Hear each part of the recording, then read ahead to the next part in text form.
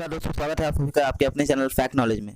दोस्तों मैं तो आप सबका स्वागत करता हूं आपके अपने चैनल फैक्ट नॉलेज में। दोस्तों जैसा कि आपको पता है कि हम लोग प्रीवियस ईयर क्वेश्चन सॉल्व करने का प्रयास कर रहे हैं। हम लोग प्रीवियस ईयर के सारे पेपर को हम लोग ने डिस्कस किया था। आप लोगों ने कमेंट करके बोला था, आपकी डिमांड थी कि प्रीवियस ईयर के क्वेश्चन सॉल्व कराइए। तो मैं जो है आपको सारे जो है सीटेट के जो प्रीवियस ईयर के जितने पेपर्स हैं वो मैं आपको सॉल्व करा रहा हूँ। इसके पहले मैंने 2014 का पेपर में सॉल्व कराया हूँ।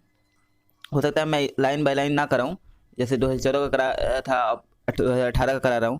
तो जो पेपर मेरे पास अवेलेबल हो रहे हैं मैं उनको करा दे रहा हूँ। मेरे पास जो भी पेपर पहले उपलब्ध हो जा रहा है मैं उसको पहले करा दे रहा हूँ। तो मैं अभी 2018 पेपर दिसंबर 2018 का जो दिसंबर में पेपर हुआ था उसको लेकर हाजिर हूँ और आपको आज कराऊँगा। आज हम लोग सीटेट का जो 2018 पेपर है उसका हम लोग चाइल्ड पेडागोजी सेक्शन देखेंगे। और जैसा कि आपको पता है कि चाइल्ड पेडागोजी में 30 क्वेश्चन आते हैं, तो आपको हम लोग 15-15 करके 2 पार्ट में देखेंगे, क्योंकि हम लोग सिर्फ क्वेश्चंस देखते नहीं है, उसके आंसर को नहीं देखते, उसको डिस्कशन करते हैं। तो डिस्कशन में थोड़ा सा ज़्यादा समय लगता है, वीडियो बड़ी हो जाती है, तो आपको दिक्कत होती होगी। और आपको पता है जैसे कि सीटेट का जो है एग्ज़ाम का डेट नज़दीक आ चुका है, 5 जुलाई। हमें लग रहा था कि डेट बढ़ेगा, लेकिन डेट जो है बढ़ा नहीं। तो जैसा कि अभी तक पेपर वगैरह न्यूज़पेपर वगैरह से पता चल रहा है कि डेट वही है 5 जुलाई ही। तो उसके अनुसार हम लोग को अपना सारा अब आपको कमर कस लेना है, अपनी दुगनी मेहनत करनी है, ठीक है। जितना आपको वीडियो अवेलेबल कराया जाए आप सारे देखिए, वीडियो को अच्छे से देखिए, ठीक है। और जैसा कि मैंने आपको बोला था, ठीक है, कि आपको नोट्स तैयार करने हैं पहले वाले स्ट्रेटजी वीडियो में। तो आपके लिए मैं स्ट्रेटजी वीडियो में पहले बताया था कि आपको नोट्स तैयार करने हैं, कैसे कैसे तैयार करनी है, सारी चीज़ें बताया है। तो उम्मीद है आप वैसे ही तैयारी करोगे। तो चलिए हम लोग आज का पहला प्रश्न देख लेते हैं, ठीक है। तो हमारा पहला प्रश्न है, बच्चे डैश को छोड़कर अन्य सभी के द्वारा लिंग भूमिका का ग्रहण करते हैं। ऑप्शन देख लेते हैं हम लोग। ऑप्शन है हमारा समाजीकरण, ऑप्शन बी है हमारा संस्कृति, ऑप्शन सी है हमारा ट्यूशन, ऑप्शन डी है मीडिया। तो बच्चे किसके, इसमें क्वेश्चन कह रहा है कि बच्चे किसके द्वारा जो है, मैंने किसको छोड़ के, यानी बाकी सारे फैक्टर तो हैं जिससे लिंग भूमिका ग्रहण करता है, लेकिन कौन सा फैक्टर है जिससे वो लिंग फैक्टर को ग्रहण नहीं करता है। तो इसका आंसर आ जाएगा ऑप्शन सी, यानी कि ट्यूशन। तो ट्यूशन के द्वारा बच्चे जो है लिंग भूमिका जो है ग्रहण नहीं करता है, यानी कि बच्चा जो है, देखिए, समाज से ग्रहण करेगा, समाज में जैसा देखेगा लोग लिंगीय व्यवहार, यानी कि जो देखिए बच्चा देखेगा लड़की लड़का में जो है कैसा भेदभाव किया जाता है, कैसा व्यवहार किया जाता है, उनके अनुसार वो भूमिका अपनी ग्रहण करेगा। मान लीजिए लड़का है, ठीक है, तो उसके अनुसार देखेगा समाज में लड़की के साथ कैसा व्यवहार रहता है तो वो वैसे ही रहेगा, और लड़की के साथ कैसा व्यवहार रहता है तो वो लड़की है तो लड़की अपने हिसाब से व्यवहार ग्रहण करेगी। फिर संस्कृति, जैसा वहाँ की संस्कृति है, उस जिस समाज में रह रहा है वहाँ की संस्कृति है उसके अनुसार ग्रहण करेगा। और मीडिया, तो मीडिया वगैरह, जैसे कि मीडिया सिर्फ न्यूज़ की बात नहीं कर रहा हूँ मैं, बाकी सारी चीज़ें मीडिया ही होती हैं, चाहे वो प्रिंट मीडिया हो, सोशल मीडिया हो, सारी चीज़ें मीडिया है। तो इन मीडिया के माध्यम से भी वो देखता है तो अपनी भूमिका उसको पता चलती है, वो भूमिका ग्रहण करता है। लेकिन ट्यूशन इसके लिए नहीं लेनी पड़ती कि अपना जो है क्या भूमिका है समाज में, लिंगीय भूमिका, इस चीज़ के लिए उसको ट्यूशन नहीं लेनी पड़ती है। अगला प्रश्न पढ़ते हैं। अगला प्रश्न हमारा, मानकीकृत परीक्षणों की आलोचना में से यह है कि, ऑप्शन देख लेते हैं, उनकी भाषा को समझना मुश्किल है। ऑप्शन बी है परीक्षण बड़ी अवधि पर लागू नहीं किए जा सकते। ऑप्शन सी है हमारा कि वे बच्चे की क्षमता की स्पष्ट तस्वीर नहीं देते हैं। ऑप्शन डी है वे मुख्य रूप से मुख्यधारा की संस्कृति का प्रतिनिधित्व करते हैं, इसलिए पक्षपाती हैं। तो इसका आंसर क्या हो जाएगा, इसका आंसर हो जाएगा डी, यानी कि वे मुख्य रूप से मुख्यधारा की संस्कृति का प्रतिनिधित्व करते हैं, इसलिए पक्षपाती हैं, यानी कि ऑप्शन नंबर 4। अब इसको क्यों हो जाएगा ये देख लेते हैं। देखिए क्या कह रहा है कि मानकीकृत परीक्षणों की आलोचना में से यह है कि, यानी कि मानकीकृत परीक्षण जो है उसका आलोचना जो किया जाता है, आलोचना वाला जो पॉइंट है उसमें से कौन सा एक मेन है, ठीक है। तो ऑप्शन, बाकी ऑप्शन देखेंगे, उनकी भाषा को समझना मुश्किल है, परीक्षण बड़ी आबादी पर लागू नहीं किया जा सकता है, ये सारी चीज़ें उतना नहीं सक्सेसफुल है। लेकिन जब आप ये देख रहे हैं कि मानकीकृत परीक्षण जो है ये मुख्य रूप से मुख्यधारा की संस्कृति का है, यानी कि जो मानक भाषा कब माना जाता है, और उसी का प्रतिनिधित्व करते हैं, इसलिए पक्षपाती है। मानक भाषा कब माना जाता है? जब एक बड़ी आबादी वाले क्षेत्र यानी बड़ी कम्युनिटी के लोग, बड़ी संख्या वाले लोग किसी भाषा को यूज करना शुरू करते हैं, ठीक है, तो वो मानक भाषा कहलाना शुरू हो जाता है, ठीक है। वही मतलब वही जो प्योर क्वालिटी या फिर मानक भाषा जो भी कह सकते हैं वो भाषा कहलाता है। तो आप जो है इसलिए ये कह रहा है कि ये मुख्य रूप से मुख्य धारा की संस्कृति का प्रतिनिधित्व करता है, यानी कि जो ज़्यादा लोग हैं, ठीक है, मेन स्ट्रीम में ज़्यादा लोग हैं, उनका जो भाषा हो वही तो मानक भाषा होगा। और इसलिए पक्षपाती है क्योंकि मुख्य धारा वाले लोग और नॉर्मल लोग यानी कि जो कम लोग हैं उनके बीच पक्षपात किया जा रहा है। अगला प्रश्न में पढ़ेंगे हम। अगला प्रश्न हमारा, एकाधिक बुद्धिमानी का सिद्धांत कहता है कि, ऑप्शन है हमारा,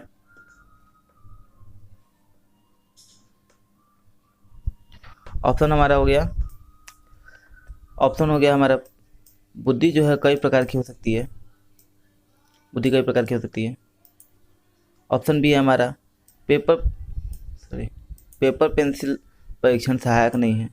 ऑप्शन सी है, प्रभावी अध्यापन के द्वारा बुद्धि बढ़ाई जा सकती है। और ऑप्शन नंबर हमारा डी हो गया, बुद्धि जो है तेज़ी से बढ़ाई जा सकती है। तो इसका आंसर क्या हो जाएगा? इसका जो है हमारा आंसर हो जाएगा ऑप्शन नंबर ए, यानी ऑप्शन पहला जो है हम लोग का ये हमारा जो है आंसर हो जाएगा। यानी एकाधिक बुद्धिमानी का सिद्धांत जो है वो कहता है कि बुद्धि कई प्रकार की हो सकती है। बुद्धि का जो है कोई एक ही पैटर्न नहीं है कि एक ही तरीका का बुद्धिमान नहीं हो सकता है, बुद्धि जो है कई प्रकार का हो सकते हैं, ठीक है। अगले प्रश्न पे हम लोग बढ़ेंगे, प्रश्न संख्या 4 देखेंगे। और हाँ, ये 2018 का दिसंबर का पेपर है, इसकी पीडीएफ आपको जो है मिल जाएगी। टेलीग्राम चैनल आप ज्वाइन कीजिए हमारा, फैक्ट नॉलेज, टेलीग्राम पे जाकर के टेलीग्राम इंस्टॉल कीजिए, टेलीग्राम पे जाकर फैक्ट नॉलेज सर्च कीजिए, वहाँ ज्वाइन कीजिए, वहाँ सारी पीडीएफ हमारी मिलती है, ठीक है। अगला प्रश्न पढ़ते हैं। अगला प्रश्न हमारा, शिक्षक सीखने के लिए मूल्यांकन और सीखने के मूल्यांकन दोनों का उपयोग कर सकते हैं, ठीक है। ऑप्शन है, बच्चे की सीखने की जरूरतों और जानने में तदनुसार शिक्षण रणनीति का चयन करने में। ऑप्शन बी है हमारा, आवधिक अंतरालों पर बच्चे के प्रदर्शन का आकलन करने और उसके प्रदर्शन को प्रमाणित करने में। ऑप्शन सी है, बच्चों की प्रगति की निगरानी करें और उनके सीखने के अंतराल को भरने के लिए उचित लक्ष्य निर्धारित करने में। ऑप्शन डी है हमारा, बच्चों की प्रगति और उपलब्धि स्तर को जानने में। तो इसका आंसर हो जाएगा हम लोग का ऑप्शन नंबर डी, यानी कि जो है बच्चे की प्रगति जो है और उसके उपलब्धि स्तर को जानने में उपयोग होता है। और समझते हैं, देखिए, शिक्षक जो सीखने के मूल्यांकन और सीखने के लिए मूल्यांकन और सीखने के मूल्यांकन दोनों का उपयोग कर सकते हैं। तो किस तरह से कर सकते हैं? इसका आंसर हो जाएगा बच्चों की जो प्रगति और उपलब्धि स्तर को जानने में, यानी कि जो सीखने के लिए आकलन हो रहा है या फिर सीखने का आकलन हो रहा है, इन दोनों का उद्देश्य क्या है कि देखिए, बच्चे का जो है प्रगति, वो कितना उसने सीखा, कितना लर्निंग हुआ उसका, और उसके उपलब्धि स्तर कितना उसने अचीवमेंट किया, क्या ये उसका जो है उपलब्धि स्तर है, कितना उसका लर्निंग है, कैसे लर्न कर रहा है, ये सारी चीज़ जानने के लिए जो है परीक्षण जो है आकलन होगा। इसके अलावा जब मान लीजिए कि अगर कुछ में कोई प्रॉब्लम हो रहा है तो मूल्यांकन करने का उद्देश्य ही यही होता है, ठीक है, कि मूल्यांकन से प्रश्न बहुत बनते हैं, सीटेट में मूल्यांकन से भी बहुत प्रश्न बनते हैं। मैं जल्दी इसको टॉपिक करा दूंगा आपको।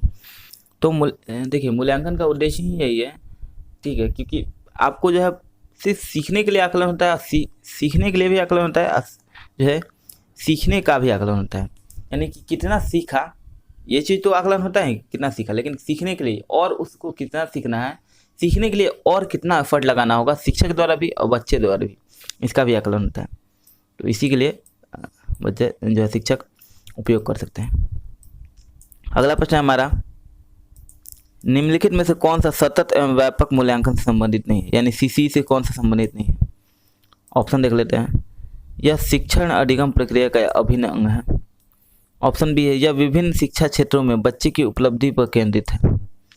ऑप्शन सी है, यह बच्चों को धीमे, खराब या बुद्धिमान के रूप में चिन्हित करने में उपयोगी होता है। ऑप्शन डी, इसे भारत के शिक्षा का अधिकार अधिनियम द्वारा अनिवार्य किया गया है। अब यहाँ पे हम लोग इसका आंसर देख लेंगे। इसका आंसर हो जाएगा ऑप्शन नंबर सी, यानी कि तीसरा नंबर, जब बच्चों को धीमे, खराब या बुद्धिमान के रूप में चिन्हित करता है, चिन्हित करने में उपयोगी होता है। अब देखिए कैसे होगा। मैंने आपको पहले ही बोला कि जब भी आपका नहीं वाला प्रश्न हो उसको अंडरलाइन कर लेना है। अब देखिए निम्नलिखित में से कौन सा सतत व्यापक मूल्यांकन से संबंधित नहीं है, तो बाकी जो है वो आपको देखते ही पता चल गया होगा कि कौन सा नहीं है। क्योंकि जहाँ निगेटिव चीज़ आती है, मैंने आपको बताया था कि निगेटिव कैसे पहचानते हैं, पॉजिटिव कैसे पहचानते हैं। आपने पूरी वीडियो देखी होगी पहले की। अगर आपने वीडियो मिस किया है तो बहुत आपके लिए घातक सिद्ध हो सकता है। फिर आप नहीं कह सकते हैं कि जो है सर आपने जो है सही से तैयारी नहीं करी है, क्योंकि मैं हर वीडियो में सिर्फ आपको क्वेश्चन नहीं कराता, उसको डिस्कस करता हूँ। उसके अलावा आपको टिप्स देते रहता हूँ हर वीडियो में कि कैसे करना है। वीडियो स्किप नहीं करना है। जो मैं आपसे डिस्कस करता हूँ, जो बात करता हूँ, वो आपके ज़रूरत के लिए होता है, ताकि एग्ज़ाम में आप कैसे हेल्प करोगे। तो मैंने बताया था कि कैसे आपको जो है छांटना है कि क्वेश्चन ऑप्शन कौन से सही है कौन सा गलत। तो देखिए निगेटिव यहाँ पर नहीं किया है, बोला कि कौन सा नहीं है। तो यहाँ आप देखेंगे कि जो है बाकी सब कौन कौन से पॉजिटिव हैं, पहले देखेंगे। तो ये शिक्षण अधिगम प्रक्रिया का अभिन्न अंग है। बिल्कुल सी जो शिक्षण अधिगम प्रक्रिया का अभिन्न अंग है, क्योंकि आप जो है कितना अधिगम हुआ ये सारी चीज़ें जानते हैं। समय समय पे एक ही बार परीक्षा नहीं लेते हैं, कंटिन्यू एंड कॉम्प्रिहेंसिव इवैल्यूएशन करते हैं, ठीक है। लेकिन अगला, यह विभिन्न शिक्षा क्षेत्रों में बच्चे की उपलब्धि पर केंद्रित है, ठीक है, बिल्कुल सही है, केंद्रित है। बच्चे की देखिए विभिन्न शिक्षा क्षेत्रों में बच्चे की उपलब्धि पर केंद्रित है, ठीक है। तो देखिए क्या कहता है सीसी, क्या कहता है कि आपका सिर्फ पेपर पेंसिल टेस्ट नहीं लेना है, पूरा उसका जो क्षेत्र है सभी क्षेत्रों को मिलाकर उसके जितना विभिन्न क्षेत्र हैं उनसे जो है इवोल्यूशन किया जाता है, मतलब इवोल्यूएट किया जाता है। क्यों? क्योंकि देखिए जैसे बच्चा हो सकता है बच्चा खेलने में बढ़िया हो, पढ़ने में अच्छा ना हो, लिखने में अच्छा हो लेकिन पढ़ने में अच्छा ना हो, पढ़ने में अच्छा हो लिखने में अच्छा ना हो, लिखने पढ़ने में अच्छा ना हो लेकिन खेल अच्छा से रहा हो, खेल कूद अच्छे से ना रहा हो लेकिन पढ़ने में तेज हो। तो सभी चीज़ों को मिला करके हम इवोल्यूएट करते हैं। ऐसा नहीं कि जो हम लोग सिर्फ मूल्यांकन कर दिए किसी एक पक्ष को लेकर के। तो ये बिल्कुल सही है कि विभिन्न शिक्षा क्षेत्र में बच्चे की उपलब्धि करते हैं। और ये भी सही है कि भारत के शिक्षा का अधिकार नियम द्वारा अनिवार्य किया गया, यानी आरटी जो है 2009-10 वाला, उसके अनुसार जो है उसके अनुसार ही इसे लागू किया गया था, ठीक है। लेकिन आप देखेंगे कि बच्चों को धीमे, खराब या बुद्धिमान के रूप में चिन्हित करने में उपयोग होता है। तो जहाँ भी आपको ये बोले कि जो है अलग करना है, आपको तो पता है आरटी इंक्लूसिव एजुकेशन पर आधारित है, समावेशी शिक्षा, यानी कि बच्चों को समाहित करने में अलग अलग प्रकार के। लेकिन यह कह रहा है अलग करने के लिए, जहाँ अलग करना, सेग्रीगेट करना है, ये सब के बारे में हो, बच्चों को सेग्रीगेट करना है, बच्चों को छांटना है, बच्चों को गलत ठहराना है, बच्चों के सोच को कम महत्व देना है, ये सारे टाइप के आएंगे तो वो निगेटिव होते हैं। अब आपको देखना है कि वो निगेटिव ही पूछ रहा है या पॉजिटिव पूछ रहा है। अब यहाँ निगेटिव पूछा है तो बच्चों को धीमे, खराब, बुद्धिमान के रूप में चिन्हित करने में उपयोगी होता है। तो बिल्कुल यही सही आंसर हो जाएगा। क्यों? क्योंकि देखिए बच्चों को ये जो है सीसी का लक्ष्य नहीं है, बच्चों को जो है उनमें क्या कमी रह गई है, उनमें जो है सीखने के लिए कितना शिक्षक को क्या बदलाव करने की ज़रूरत है, या बच्चे ने कितना सीखा, ये लक्ष्य है। लेकिन अलग खराब बच्चे, बुद्धिमान बच्चे में, स्लो लर्नर, ये सब में छांटने का कोई ये नहीं है, ठीक है। अगला प्रश्न हम लोग का, थोड़ा सा डिस्कशन में समय लग जाता है, लेकिन मैं सोच रहा हूँ कि अगर आप एग्जाम नज़दीक आ गया है तो अगर हम लोग जितना क्वेश्चंस को डिस्कस करेंगे तो आपका कॉन्सेप्ट क्लियर होगा। कॉन्सेप्ट क्लियर होगा तो आप आगे एग्जाम में आप क्वेश्चन और अच्छे से कर पाओगे। प्रीवियस ईयर क्वेश्चन करने का लक्ष्य क्या है? सिर्फ क्वेश्चन करके निकल गए नहीं, क्वेश्चन को डिस्कस करना ताकि उस टॉपिक से अगर कोई और क्वेश्चन आए, ठीक है, तो आपका छूटे ना। तो अगला प्रश्न है हमारा, बच्चों में प्रतिभाशालीता डैश के कारण हो सकती है। ऑप्शन है हमारा ए संसाधन समृद्ध वातावरण, ऑप्शन बी है सफल माता पिता, ऑप्शन सी है एक अनुशासित दिनचर्या, और ऑप्शन डी है हमारा यह आनुवंशिकता वातावरण के बीच एक अंतःक्रिया।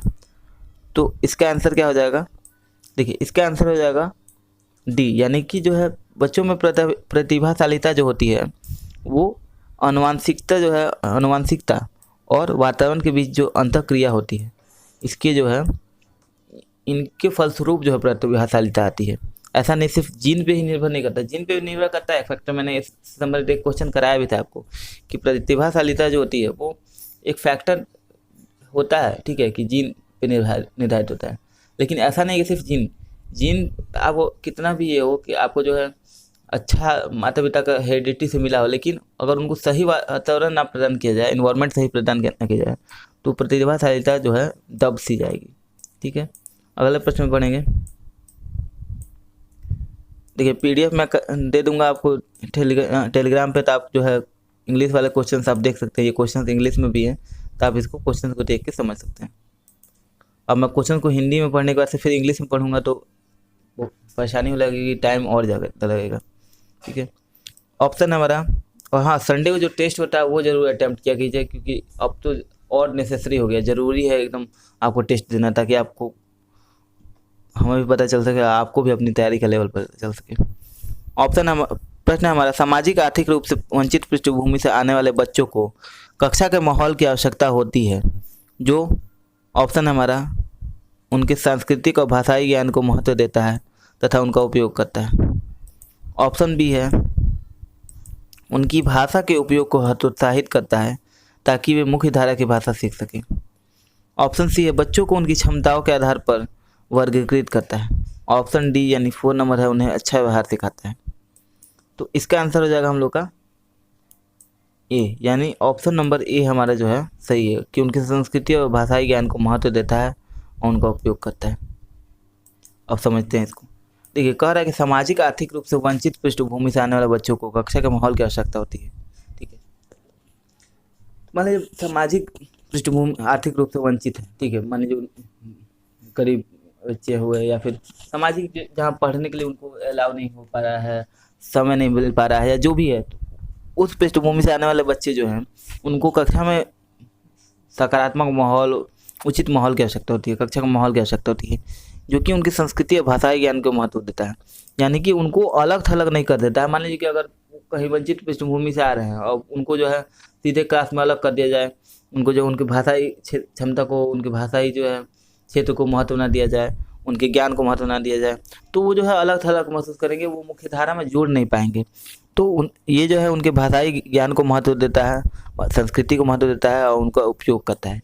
पहले तो उनको महत्व देगा और फिर उसी को उपयोग करेगा। कैसे उपयोग करेगा? क्योंकि अगर मान लीजिए कि बच्चा, पहले मान लीजिए कि उनका लैंग्वेज है, लैंग्वेज वो सीख रहा है, किसी आदिवासी क्षेत्र से है, ठीक है, या फिर कोई नॉर्मल गांव से है एक बच्चा है, उस बच्चे को मान लीजिए शहर के स्कूल में एडमिशन मिला, ठीक है, उसको बच्चे को पढ़ने को नहीं मिलता था, ठीक है, अब वो स्कूल में आया, वो लैंग्वेज पे तो उसकी पकड़ है क्योंकि फराटेदार बोलता है, लेकिन अपने यहाँ के लैंग्वेज पे पकड़ है, तो उसको हम लोग अपने जो मानक भाषा है उससे जोड़ेंगे। जैसे कि मैंने आपको उदाहरण देकर बताया था कि जो है वो बोलता है एक बच्चा कि जो है रामू काका के पीछे से जो है निकलता है सूरज और नदी में डूब जाता है, तो हम उसको गलत नहीं काटते हैं, उसको अपने हिसाब से मॉडिफाई करते हैं कि बच्चे तुम सही कर रहे हो, लेकिन उसके अंदर पूरा वो पश्चिम का कॉन्सेप्ट अभी नहीं बना है।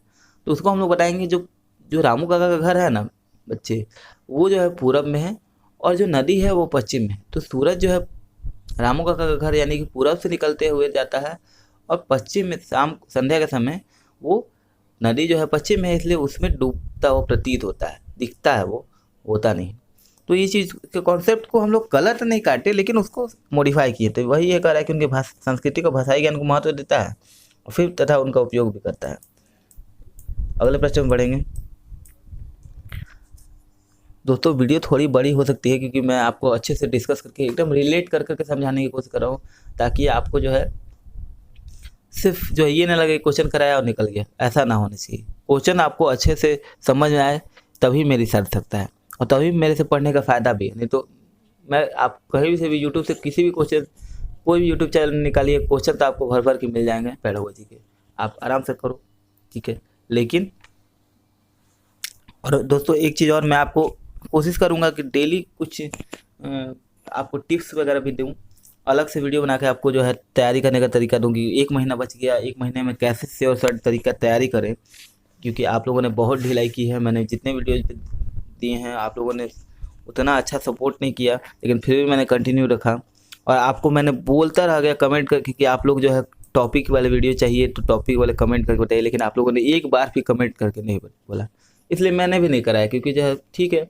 मैं क्यों कराऊँ, एनसीएफ मैंने करा दिया था, 4 नंबर के क्वेश्चन उससे एकदम फिक्स हैं, सीधे सीधे। उसके अलावा डेराइव किए क्वेश्चन पता नहीं कितने बनते हैं, ठीक है। और उसके अलावा RT हो गया, इंक्लूसिव एजुकेशन हो गया, ये सारी चीज़ें मैं इंपॉर्टेंट कुछ सोच रहा हूँ करा दूँ। अब इसके बारे में आप लोग बताइए कि मैं कराऊँ या ना कराऊँ, क्योंकि अगर आप चाहते हो मैं करा दूँ तो आप मुझे बताइए, वरना मैं नहीं आपको जैसा पसंद हो। तो हम लोग अगले प्रश्न में पढ़ते हैं यहाँ पे। अगला प्रश्न हमारा, कक्षा में सृजनात्मक एक मिनट। कक्षा में सृजनात्मकता और प्रतिभाशाली बच्चों के लिए आवश्यक हस्तक्षेप निर्भर करता है। ऑप्शन, उन्हें अतिरिक्त समय दिए जाने पर। ऑप्शन बी है, उनके प्रति स्नेही होने के नाते पर। ऑप्शन सी है, उन्हें अन्य बच्चों की पढ़ाने की जिम्मेदारी देने पर। ऑप्शन डी है, शिक्षक द्वारा अनुकूल और प्रेरक निर्देशन तरीकों के उपयोग पर। ठीक है, तो इसका आंसर क्या हो जाएगा? इसका आंसर हो जाएगा ऑप्शन नंबर जो है हमारा डी, यानी कि शिक्षक द्वारा अनुकूल और प्रेरक निर्देशन के तरीके के उपयोग पर। अब देखिए कैसे होगा, इसको डिस्कस कर लेते हैं। तो कक्षा में जो सृजनात्मक यानी क्रिएटिव और जो प्रतिभाशाली बच्चे होते हैं, उनके लिए आवश्यक हस्तक्षेप निर्भर करता है क्या? तो शिक्षक द्वारा अनुकूल और प्रेरक निर्देश के उपयोग पर। यानी कि जो प्रतिभाशाली बच्चे हैं, क्रिएटिव बच्चे हैं, उनको जो है आवश्यक और अनुकूल जो है प्रेरक निर्देशन के तरीके के उपयोग जो है हम लोग करते हैं। ठीक है, क्यों? क्योंकि शिक्षक जो है अनुकूल और प्रेरक निर्देशक देगा, क्योंकि उनके पास क्रिएटिव बहुत ज़्यादा प्रतिभाशाली है, उनके पास एकदम एनर्जी रहता है, ठीक है, करने का। अगर हम लोग ये नहीं करेंगे तो वो कक्षा, मान लीजिए कक्षा में बाकी बच्चों के साथ पढ़ रहे जा रहे हैं, लेकिन उनको अगर हम लोग अतिरिक्त कार्य नहीं देंगे, अतिरिक्त उनको मॉडिफाई नहीं करेंगे, अतिरिक्त मार्गदर्शन नहीं देंगे, प्रेरक निर्देशन नहीं देंगे, उनके अनुकूल चीज़ें नहीं उपलब्ध कराएंगे, तो वो बोर होने लगेंगे, या फिर वो जो है उनका धीरे धीरे वो उनकी क्षमता घटती जाएगी, वो पढ़ाई से विमुख होने लगेंगे या कक्षा कार्य नहीं करेंगे। तो ये चीज़ें हम शिक्षक की जिम्मेदारी होती है। अगले प्रश्न में पढ़ेंगे, अति संवेदनशील बच्चों को सीखने में मदद करने के लिए निम्नलिखित में कौन सा तरीका उपयुक्त तरीका नहीं है? अब देखिए यहाँ पे नहीं है। ठीक है, ऑप्शन देख लेते हैं यहाँ पे। अधिगम के वैकल्पिक तरीकों की पेशकश। ऑप्शन बी है, उनके दैनिक कार्यक्रम में शारीरिक गतिविधि का समावेश। ऑप्शन सी है, बेचैन होने पर अक्सर उन्हें फटकार लगाना। और एक ऑप्शन डी है, एक कार्य को छोटे प्रबंधनीय खंडों में तोड़ना। अब आप देख लीजिए, अति संवेदनशील यानी कि जो हाईली रिएक्टिव बोल सकते हैं उनको, ठीक है, हाईली रिएक्टिव बोल सकते हैं, या फिर जो हाइपर एक्टिव बच्चे जो है, ठीक है, उनको क्या कर सकते हैं? देखिए उनके लिए जो है कौन सा नहीं है यहाँ पे मैंने कहा है। तो देखिए नहीं में क्या है, मैं आपको बार बार इसलिए कर रहा हूँ कि मैक्सिमम लोगों से नहीं मैं इसलिए जोर दे रहा हूँ क्योंकि आपको जो है एग्जाम में प्रेशर रहता है। देखिए यहाँ आप क्वेश्चन वीडियो देख रहे हो, सॉल्व कर रहे हैं, कहोगे सर क्या बार बार एक ही चीज़ रिपीट कर रहे हैं, ये कर रहे हैं। नहीं, क्यों? क्योंकि मैंने वो चीज़ फेस किया है शुरू में, मुझे कोई गाइड करने वाला ढंग से नहीं था।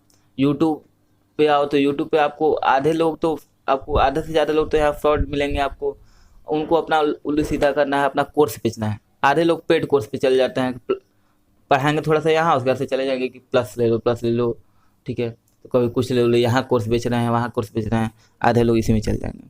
तो मुझे ऐसा नहीं है, मुझे अपना नॉलेज है, जो मैं अपना नॉलेज जहाँ तक मुझे जानकारी है वो मैं आपको देने की कोशिश कर रहा हूँ। रवि सर ने मुझसे बोला तो मैं आपको ये करने की कोशिश कर रहा हूँ। तो यहाँ पे मैं इसलिए आपको कर रहा हूँ ताकि आपको परेशानी ना हो।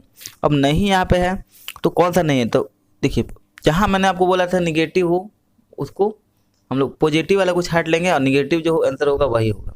अब यहाँ पे देखेंगे, बेचैन होने पर अक्सर उन्हें फटकार लगाना, ठीक है, तो ये कभी भी नहीं होगा। मान लीजिए हाइपर एक्टिव बच्चा है, अति संवेदनशील बच्चा है, तो उसको हम लोग डांट फटकार नहीं लगाएंगे। मान लीजिए बेचैन हो जा रहा है, जैसे ऐसी बात पे वो बेचैन हो जाता है, तो उसको डांट फटकार लगाना ये सोल्यूशन नहीं है। अधिगम के वैकल्पिक तरीका खोजना, ठीक है, उसको पेशकश करना, ये चीज़ें हो सकती हैं। हाँ, उनको पढ़ाने का अलग तरीका हो सकता है, वैकल्पिक तरीका जो मेन तरीके से नहीं पढ़ रहे हैं तो वैकल्पिक तरीका खोजना काम ही है। इसके अलावा दैनिक कार्यक्रम में शारीरिक गतिविधि का समावेशन, यानी कि वो हाइपर एक्टिव बच्चा वो शांत बैठेगा ही, ठीक है, वो आपको शांत बैठता ही नहीं, ठीक है, तो उसको सारे जो दैनिक कार्यक्रम है उसमें शारीरिक गतिविधि आप मिक्स कीजिएगा तो बच्चे उससे अधिगम को बढ़ावा मिलेगा उनके, ठीक है। और जो है ऑप्शन नंबर डी है, एक कार्य को छोटे और प्रबंधनीय खंडों में तोड़ना, यानी कि कोई कार्य है उसको छोटे छोटे खंडों में तोड़ेंगे तो वो आराम से उस कार्य को कंप्लीट कर पाएगा। नहीं तो ऐसा क्या होगा कि मान लीजिए अपने लंबे कार्य को दे दिया, ठीक है, और वो क्या करेगा, हाइपर एक्टिव बच्चा है, उसका स्वभाव ही नहीं है जो शांत बैठने का, तो वो थोड़ी देर करेगा, उसके बाद फिर छोड़ के लगेगा हिलडुल करने, इधर उधर करने, ठीक है, तो उससे डिस्टर्बेंस होगा। लेकिन अगर आप छोटे छोटे कार्यों में तोड़ देते हो, ठीक है, उसको खंडों में तोड़ देते हो एक कार्य को, तो क्या होगा कि वो एक कार्य करेगा, फिर थोड़ा सा रिलैक्स हो गया, फिर उसके बाद से फिर करेगा, ऐसे करके वो आराम से कार्य भी हो जाएगा, स्मूथली कार्य हो जाएगा, और आपका आपका कार्य हो गया और उसको लर्निंग भी हो गया। तो ये तरीका है अति संवेदनशील यानी हाइपर एक्टिव बच्चों को टैकल करने का। Option number C. अगले प्रश्न में बढ़ेंगे। अगला प्रश्न हमारा, अलग अलग सोच वाले पैटर्न उन बच्चों की पहचान करते हैं जो ऑप्शन है डिस्लेक्सिक हैं, सृजनात्मक हैं यानी क्रिएटिव हैं, ऑप्शन सी प्रत्याशी हैं, ऑप्शन डी विकलांग है। अब इसका आंसर क्या हो जाएगा, इसका आंसर हो जाएगा हमारा ऑप्शन नंबर बी यानी कि क्रिएटिव है, क्रिएटिव, ठीक है। अब देखिए कैसे होगा, इसको देख लेते हैं। अलग अलग सोच और पैटर्न उन बच्चों की पहचान करते हैं। देखिए अलग अलग बच्चे होते हैं जो अलग अलग उनका सोच होता है, पैटर्न होता है, सोचने का तरीका अलग होता है, तो वो बच्चे क्रिएटिव होते हैं, ठीक है, इससे पहचान होती है अलग। क्योंकि देखिए मान लीजिए बच्चा जो है एक नॉर्मल बच्चा है, ठीक है, एक नॉर्मल बच्चा पढ़ रहा है, ठीक है, लेकिन जो क्रिएटिव बच्चा होगा उसका थॉट अलग होगा, थॉट प्रोसेस अलग होगा, वो कुछ नया करते रहने का सोचेगा, उसका सोचने का पैटर्न अलग होगा, ठीक है। तो यही जो है क्रिएटिव, ठीक है, पहचान है, ठीक है, क्रिएटिव बच्चा कुछ अलग सोचता रहेगा, ठीक है। अब वही तरीका मान लीजिए कि क्या आपको क्या लगता है कि चीज़ें, वो एक आपने मूवी देखी होगी थ्री इडियट मूवी में आपने देखा है कि जो प्रिंसिपल रहता है वो बोलता है कि जो स्पेस में हमने ये पेन जो है साइंटिस्ट ने बनाया कि स्पेस में लिखने में प्रॉब्लम होती है, तो वो बच्चा जो आमिर खान जो बच्चे का किया है उसको क्रिएटिव था, उसने दिमाग लगाया, उसने तो प्रश्न पूछ दिया कि सर अगर स्पेस में पेन जो है फाउंटेन पे अगर रिस जा रहा था तो हम लोग पेंसिल का यूज क्यों नहीं कर लिया। उसके सोचने का पैटर्न अलग था, थॉट प्रोसेस उसका अलग था, वो क्रिएटिव था, ठीक है। बाकी बच्चे जो है सिर्फ सुनते थे, लेकिन वो अपना थॉट प्रोसेस लगाता था, सुनता था, उस पर तुरंत रिएक्शन देता था, ठीक है। तो यही पहचान है क्रिएटिव बच्चों की, जो उनका सोच का पैटर्न अलग होगा, उनका जो है थॉट प्रोसेस अलग होगा, थॉट अलग होगा, सोच भी अलग हो सकती है, और हमें उनके थॉट का सम्मान करना है, ठीक है। एक शिक्षक होने के नाते यही हमारा कर्तव्य है। और अगला प्रश्न है हमारा, निम्नलिखित में से कौन सा शिक्षक द्वारा कक्षा में बच्चों के लिए समस्या हल करने के तरीके का वर्णन नहीं कर सकता। देखिए अगर आप शिक्षक है, टीचर सीटेड क्या है, टीचर एलिजिबिलिटी टेस्ट, ठीक है, सेंटर टीचर एलिजिबिलिटी टेस्ट। आप टीचर बन सकते हैं कि नहीं, बस यही पहचान करना है। अब टीचर आपके नॉलेज को परखता नहीं है, नॉलेज हल्का फुल्का तो होना ही चाहिए, नॉलेज को जानता है, लेकिन आपके स्किल को जानने की कोशिश करता है कि आप शिक्षक बनने का आपकी जो क्षमता है वो किस लेवल तक है, ठीक है। यही चीज़ आप कोई देखता है। तो आप कक्षा में जैसे डील करते हो वैसे ही आपको बस यहाँ करना है। अब मान लीजिए हाइपर एक्टिव बच्चा है, तो आपको तो पता है ना कि वो एक्टिव है, तो आपको छोटे छोटे खंडों में तोड़ना है। यही चीज़ें आप थियोरेटिकल पढ़ रहे हो, आप क्लास प्रैक्टिकल करते हो, कोई अलग बात नहीं है, ये चीज़ें कॉमन है, ठीक है। तो आपको इसमें कोई बड़ा रॉकेट साइंस नहीं है, आप आराम से डेली लाइफ में करते हो, बस उसको थियोरेटिकल नाम देना है, ठीक है। अब यहाँ निम्नलिखित में कौन सा शिक्षक बच्चों के लिए समस्यात्मक हल करने का तरीका का वर्णन नहीं कर सकता, फिर से आगे यहाँ नहीं कर सकता। अब यहाँ देख लेंगे, कुछ हल करते समय गलतियों को करने के लिए प्रति ईमानदार रहना।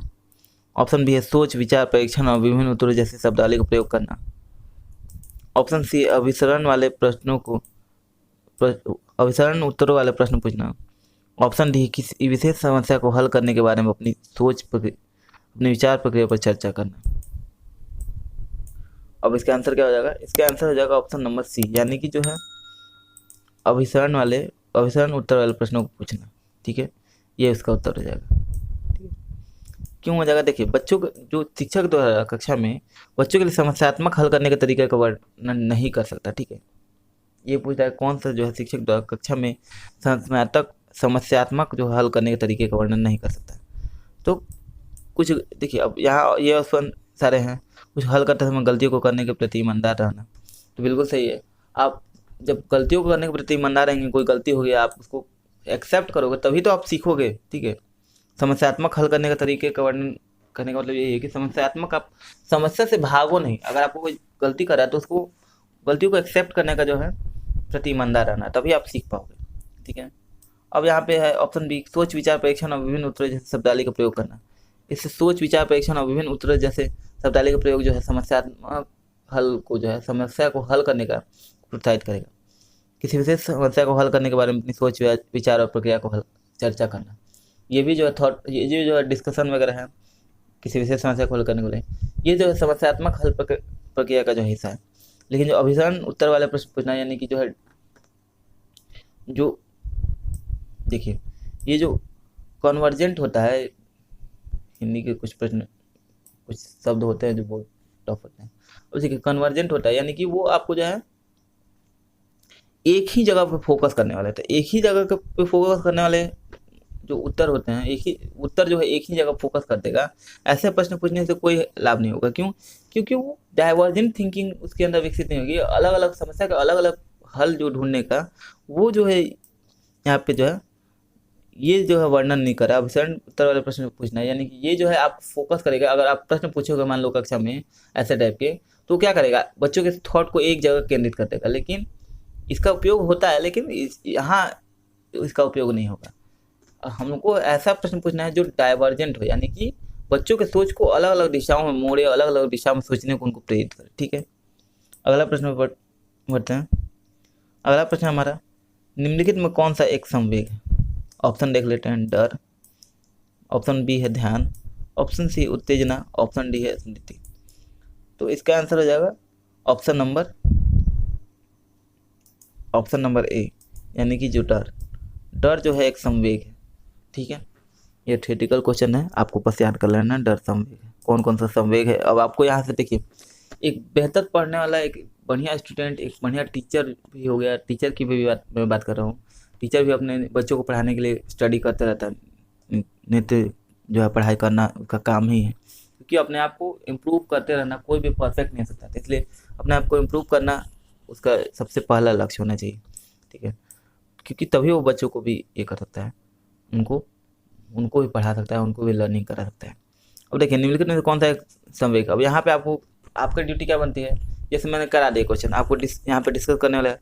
अब आपको क्या करना है कि देख लेना है कि कौन कौन सा संवेग है। आपको खुद से नोट्स तैयार कर रहे हैं आप, तो यहाँ पे आपको निकालना है कि कौन कौन सा संवेग है। ठीक है, संवेग के कितने प्रकार होते हैं, ये सारी चीज़ें आपका काम है निकाल करके उसका नोट्स बनाना। मैंने जैसे कि बताया भी था, पिछले स्ट्रैटेजी वाले वीडियो बताया था, उसमें आपको बताया होगा अगर आपने देखा होगा तो।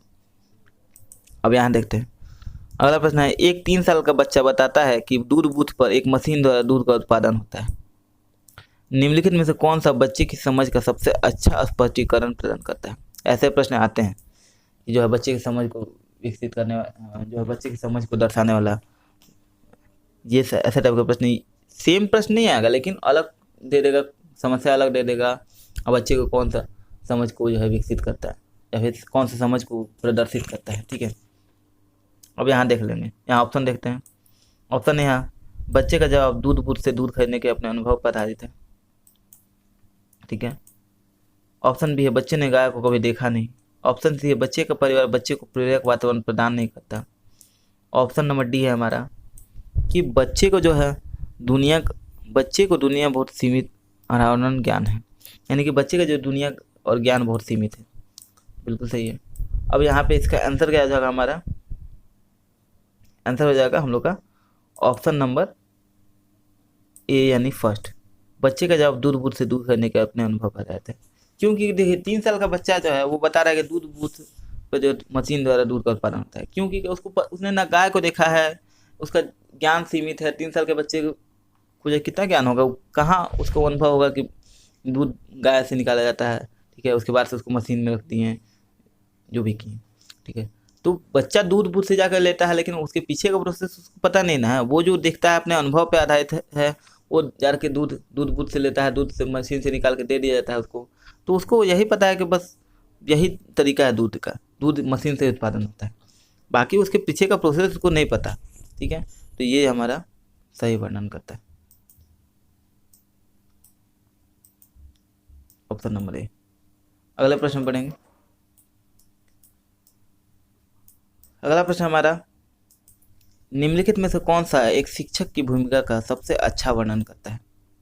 अब ये तो क्वेश्चन आपके लिए हलवा होना चाहिए, क्यों? क्योंकि भाई आप खुद शिक्षक हो, तो आपको शिक्षक का जो भूमिका आपको पता आराम से होना चाहिए। ऑप्शन है हमारा, एक शिक्षक को निर्धारित पाठ्यपुस्तक का पालन करना चाहिए। ऑप्शन बी है, पाठ्यक्रम को समय पर पूरा करने के साथ साथ दोहराने के पर्याप्त समय देना महत्वपूर्ण है। ऑप्शन सी है, आराम के लिए जगह बनाना जहां बच्चे संवाद और पूछताछ के माध्यम से सीखते हैं। ऑप्शन डी है, कक्षा में शिक्षक की भूमिका सबसे महत्वपूर्ण है, सबसे महत्वपूर्ण भूमिका अनुशासन को बनाए रखना है। ठीक है, इसका आंसर क्या हो जाएगा? इसका आंसर असल में हो जाएगा ऑप्शन नंबर सी, यानी कि आराम करने के लिए जगह बनाना जहां बच्चे संवाद और पूछताछ के माध्यम से सीखते हैं। अब यहाँ आप देखिए, यहाँ कंफ्यूज क्या कर रहा है, यहाँ बाकी कौन सा सबसे अच्छा वर्णन करता है। अब यहाँ पे आप कंफ्यूज क्या होगे कि आराम के लिए जगह बनाना, अब ये दे दिया था आपको, आप जो है हिंदी वाले, खासकर हिंदी वाले लोग, क्योंकि इंग्लिश में तो दिया है कि creating a relaxing space where children learn through dialogue and inquiry, ये चीज़ तो आपको इंग्लिश में आपको दिख रहा है, लेकिन हिंदी में जो है आपको नहीं दिखेगा। हिंदी में आपको हिंदी का थोड़ा मीनिंग अलग हो जाता है। ठीक, आराम के लिए जगह बनाना, अब रिलैक्स करके इंग्लिश वाला में दिया है, आपको समझते होगे तो ऐसे जगह बनाना जो रिलैक्स करके करते हैं, लेकिन ये आराम के लिए जगह बनाना आप सोचो ये निगेटिव टाइप का है, तो ये आंसर नहीं होगा। लेकिन असल में ये आगे के लाइन को पढ़ के आप समझोगे कि ऐसा जगह बनाना यानी बच्चे को संवाद और पूछताछ के माध्यम से सीख सके, वहाँ बच्चे डिस्कशन करें, एक दूसरे से पूछताछ करें और उसके माध्यम से सीखें। तो हमारा लक्ष्य भी है, चाहे वो इंक्लूसिव एजुकेशन हो या फिर आईटी में भी ये वर्णन है, एनसीएफ में भी बताया गया है कि बच्चे जो है करके सीखे, खास करके सृजनात्मक क्रिएटिविटी पर निर्भर, जो है मेन एनसीएफ क्रिएटिविटी पर निर्भर है, इसका थीम ही यही है। तो ऐसा बनाना, ऐसा उनको स्पेस देना कि जो है वो आराम से कर सके, मतलब कि उन पर बर्डन ना हो, बोझ ना हो। ठीक है, जहाँ बच्चे संवाद यानी कि डिस्कशन से और इंक्वायरी के माध्यम से वो एक दूसरे से प्रश्न पूछ के वो सीख सके, क्योंकि सीखने के लिए वो जो है पाठ्यक्रम दोहराना, ये सारी चीज़ें, अनुशासन बनाना, ये सारे शिक्षक की भूमिका नहीं है। शिक्षक की भूमिका ही मैंने पहले ही बोला है, एनसीएफ भी बोलता है कि शिक्षक की भूमिका क्या है?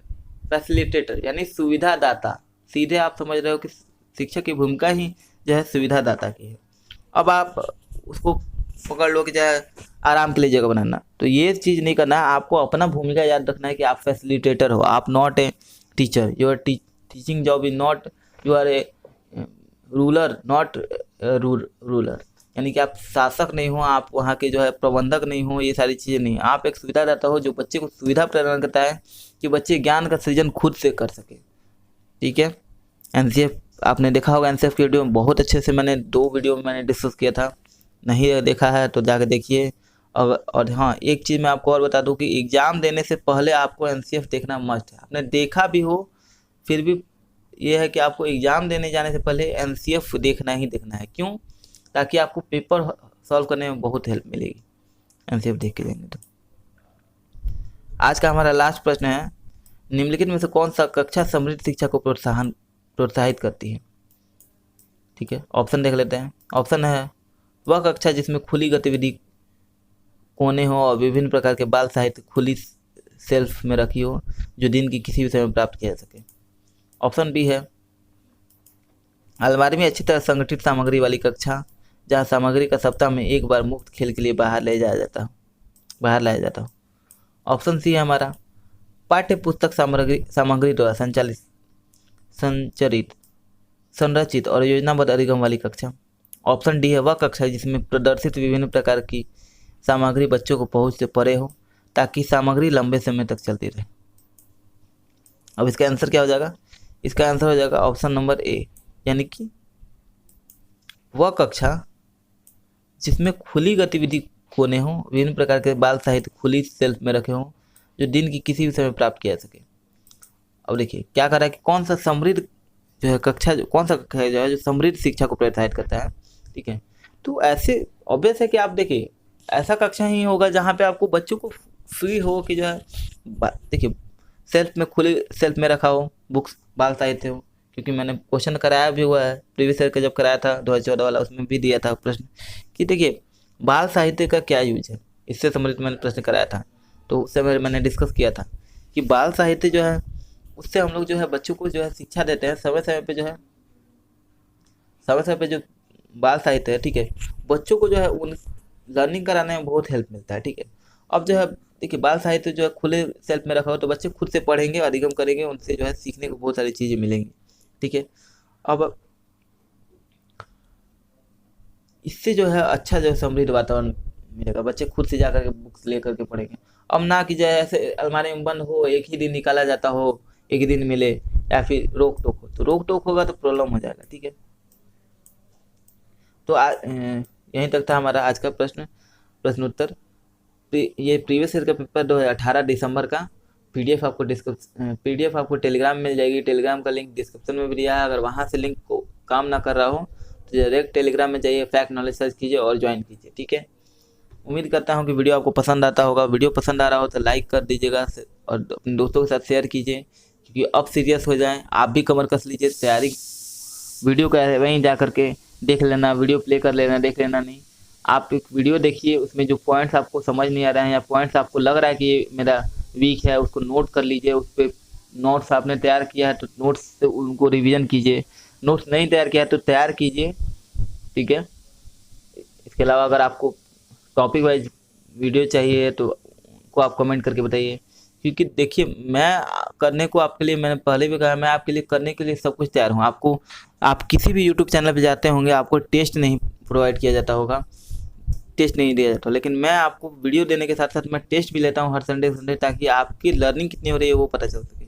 लेकिन मुझे खेद के साथ कहना पड़ रहा है कि आप लोग का सपोर्ट नहीं आ रहा है।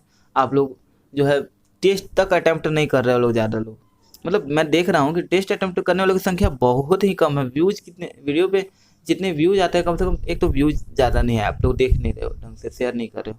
और उसके बाद से जो लोग सीरियस हैं, ठीक है, मतलब मैं देख रहा हूँ कि 15-20 लोग अगर करोगे टेस्ट को अटैम्प्ट, यानी कि इतने लोग ही सीरियस हैं, ठीक है। वो तो जो है पूरे हफ्ते का समय होता है, इसलिए जो है ये मान लीजिए आपको संडे को समय, इसलिए मैंने टेस्ट संडे को रखा ताकि आप लोग मंडे टू सैटरडे आप बिजी हो सकते हो वीडियो वगैरह के लिए। मान लीजिए 1 घंटा 2 घंटा आपने निकाला पढ़ाई के लिए, ठीक है, टेस्ट वेस्ट के लिए थोड़ा रिलैक्स मूड चाहिए, इसलिए मैंने संडे को रखा। संडे को कोई वीडियो भी नहीं आता है जल्द लेकिन अब मैं सोच रहा हूँ कि संडे को भी वीडियो दूँ, लेकिन संडे को मैं वीडियो नहीं आता है। लेकिन फिर भी आप लोग का यही हाल, आप लोग टेस्ट ज़्यादा से ज़्यादा अटैम्प्ट कीजिए, अपने दोस्तों को बताइए, शेयर करें। किसी भी चैनल पर टेस्ट नहीं लिया जाता है, आपके लिए जितना एफर्ट लगाया जा सकता है किया जा रहा है, फिर भी आप, तो मुझे आपसे जो है सपोर्ट की आवश्यकता है। वीडियो को देखिए, पूरा देखिए, अच्छे से प्रिपरेशन कीजिए। जो स्ट्रेटजी मैं बता रहा हूँ या पहले बताया हुआ मैं, स्ट्रेटजी वाली वीडियो जाकर देख सकते हैं। तो वीडियो अगर पसंद आ रहा हो तो लाइक कीजिए। उम्मीद करता हूँ क्वेश्चन अच्छे लग रहे होंगे, वीडियो पसंद आ रहा होगा। मिलते हैं अगली वीडियो में। नमस्कार, जय हिंद, वंदे मातरम।